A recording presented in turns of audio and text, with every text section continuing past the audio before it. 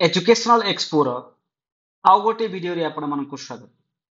आजिकार video रे हम discuss करिबा जो अपकमिंग बीओ पोस्ट अछि, जो अपकमिंग जो बीओ पोस्ट आसीबार अछि सही विषय रे डिस्कस करिबा।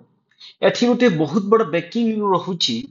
आज जो विधानसभा चलीथिला, जो क्वेश्चन आंसर जो सेशन चलीथिला, सेठिरे जो श्री पद्मलोचन पंडा गोटे क्वेश्चन पचारिथिले विद्यालय गणशिक्षा मंत्री को, जोटा कि ओडिशा रे क्यों क्यों ब्लॉक रे केतोटी बीओ पदवी खाली रहुछि आ उक्त पदवी गुड़िक केबे सुद्धा पूरण करिवे ताहार से इनफॉरमेशन उत्तर जानिबा को चाहिथिली।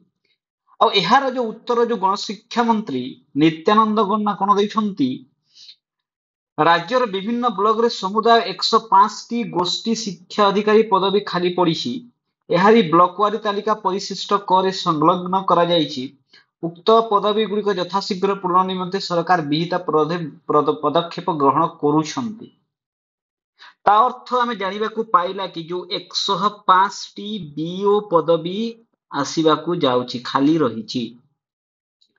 आ जो आपण जो एसएनएमई रो गुटी जो लेटर देखिथिले, जोठी लेखा हैतिला कि ओनली 26 पोस्ट ओएस, ताहा अधिक पोस्ट आसीबो एही आंसर माध्यम रे जहा जणा पडुछि।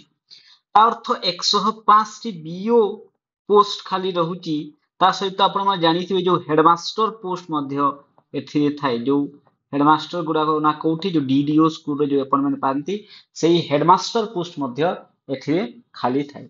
तो हम एक्सपेक्ट करिबा जो 105 प्लस ओएस पोस्ट आगो को आसीबा को जाउछि बहुत शीघ्र। तो यही इनफॉरमेशन यही वीडियो माध्यम रे मु आशा करी आपने किछि इनफॉरमेशन पाई परिचंती। चैनल टे को आपण लाइक एंड सब्सक्राइब करि दियंतु। आ यही वीडियो देखिथिबारु आपण माननकु धन्यवाद।